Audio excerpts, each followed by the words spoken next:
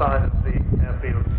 A very short takeoff run for a big aircraft. That sound, and of course the wonderful Vulcan howl coming from the four Rolls-Royce Bristol Olympus 202 sharp turbojets. 15,500 pounds of belly thrust, roughly, each of 65,000 pounds in total.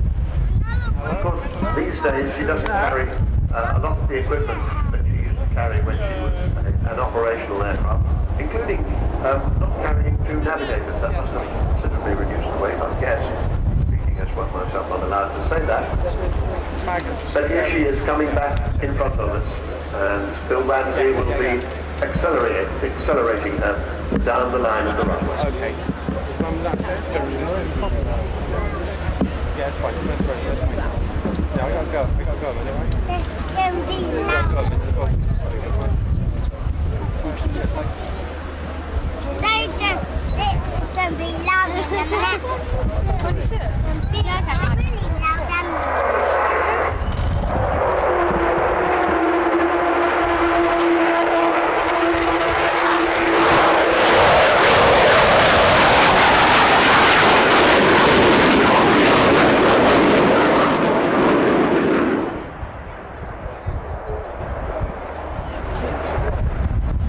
Right at the end of her operational career in 1982, supported by no less than 11 Victors tankers, Vulcan 607 hit the centre line of the runway at Port Stanley and the Falkland Islands with one bomb having raid in history, 7,760 miles round trip, roughly the same distance as from here to Bali in one hop, and it took no less than 18 air-to-air refuelings to achieve that. That aircraft, 607, is now static at RAF Waddington. What, of course, that attack really did was to tell the Argentines that, first of all, it probably wouldn't be a good idea to base their fast jets on the island, but mainly that if things got really nasty, the Royal Air Force could actually reach their mainland. So, here she is coming back in towards us on the B axis, coming back straight across the airfield. And she'll go up into a spiral climb.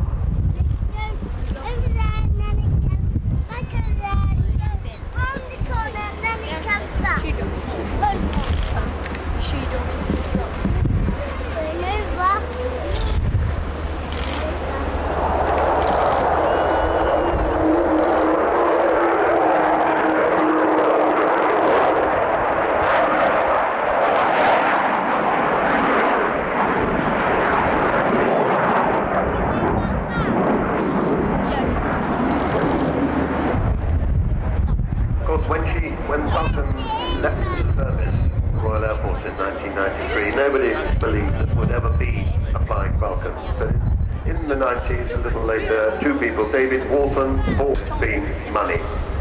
It may seem obvious, but 658 is not funded by the government. She doesn't belong to the Royal Air Force. To get this far has cost more than £22 million, including, I should say, 2.7 million in awful trouble from St. Peter's. So sorry, St. Peter's. That was very valuable at the time. So here she is, coming back in with her wheels down.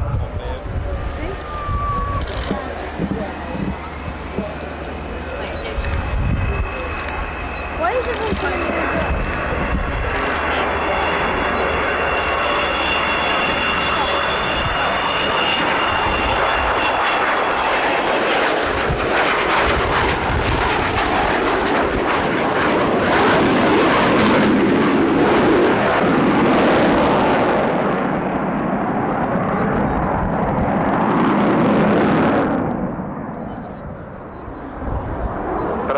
About the money, and the rest of, or much of the rest of that £22 million has just come from you wonderful people. You've given your money in single pounds in technical authority companies, BAE Systems, Marshall Aerospace Defence Group, and Rolls-Royce. Many other companies have given fantastic help. Airbus, AD Holdings, Beagle Technology, Cranfield Aerospace. There are the bomb doors opening as she goes by. You get a glimpse of the size of that bomb bay there. And you'll be able to see the bomb doors closing as she comes back around in front of us again. That enormous bomb bay, of course, behind type bombs, World War II, and they were not guided in any way, so if you needed to hit a pinpoint target like a bit of a runway, you had to really do overkill. So of the 21 1,000-pound bombs that they dropped, they hit the runway with 2 of them. Let me just finish those companies to whom we owe so much. Beagle Technology, Cranfield Aerospace, Goodrich, Kearsley Airways, Meggitt, Messier Doughty, and Serco. And as she comes round this time, you will see the long bay doors closed. At the moment, the long bay just holds the name.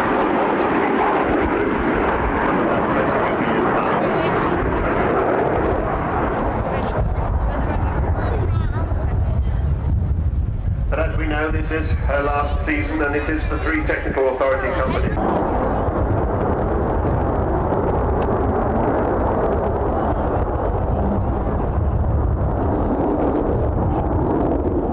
And without the support of the 3 technical authority companies and the Civil Aviation Authority regulations, Falcon will be prohibitory third-party support.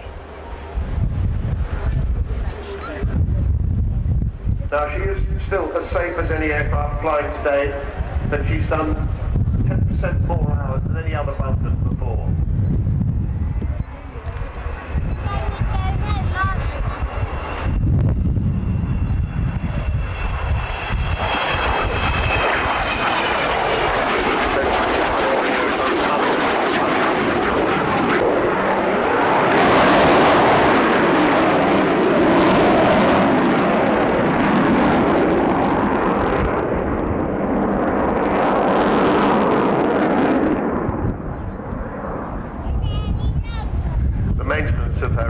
Safety record requires the expertise that is increasingly difficult to find. She's still being enjoyed by around 3 million people every year, 50% more than 3 years ago, and she's going to be like the Eden Project, but for engineers. Now, here's a special treat. As she flies down the runway, you see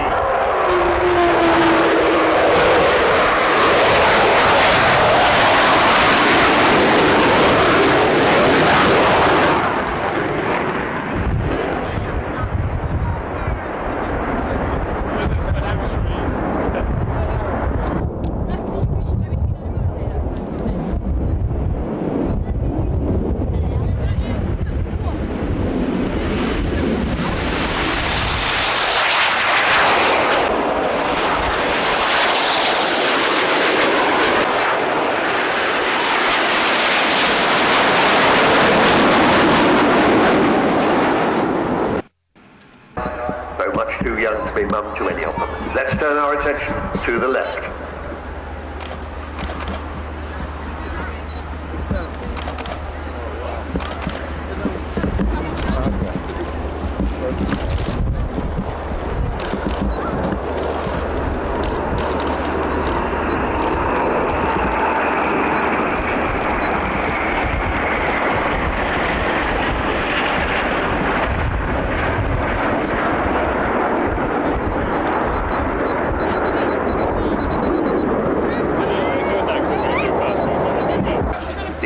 Of the skies with her Praetorian guards. How absolutely wonderful. She's getting very good at doing formation flypasts. Last week at Yeovilton she flew with Sea Vixen and 2 Vampires, the B fighters, and that won a prize for the best fixed wing display. They're turning round. You can find at the Vulcan Village or the Vulcan Sky Club in the red zone of the eastern end. That's the right-hand end of the runway. So, coming back towards us from the right, you can see the twinkling of the lights of the Praetorian Guards. The Empress herself, trailing unburned fuel.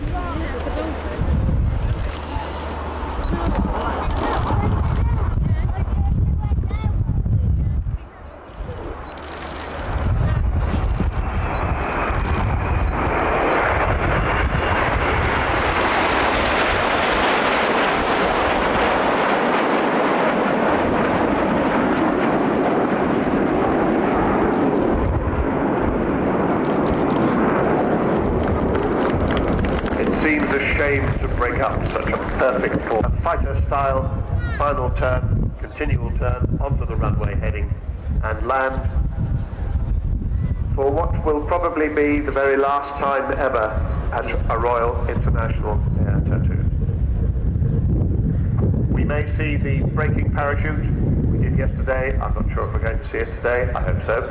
Always adds a little spice to the landing. There are her wheels coming down. All 18 of them down. And as she comes down on final approach, you will probably be able to see the air brakes, top and bottom, from the wings.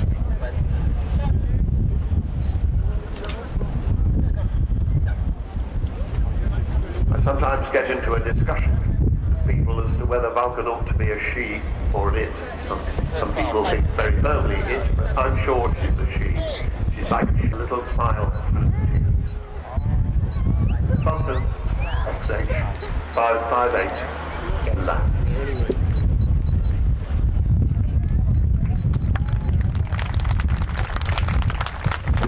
Well, thank you very much indeed, Sean, for taking us through that absolutely marvellous description and commemoration. Can't believe it's the last time we'll see this at Fairford, but a marvellous sight. But coming up, yet more excitement, the action continues throughout the next half an hour.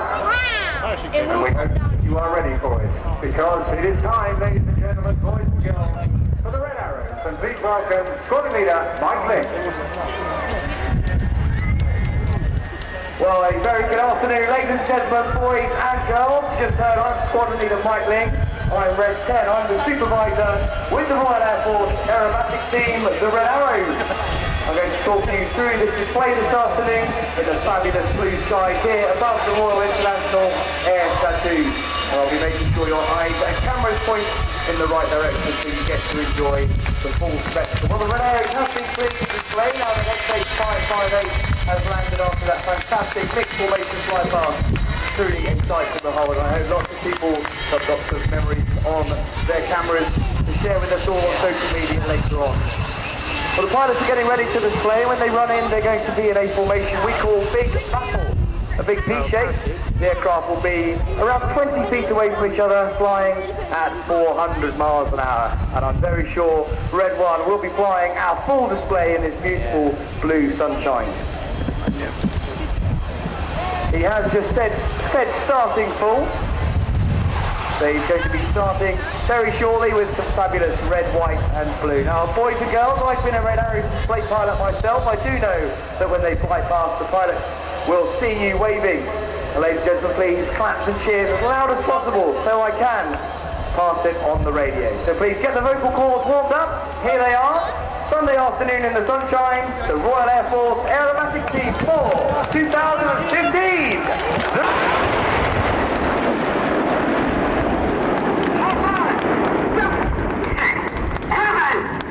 Voice of Red 1 calling the team into short diamond, pulling up at 400 miles an hour. You now see the aircraft collapse to around 6 feet apart. They reach 6,000 feet in the sky above us and form that fabulous shape of short diamond as the jets slow down.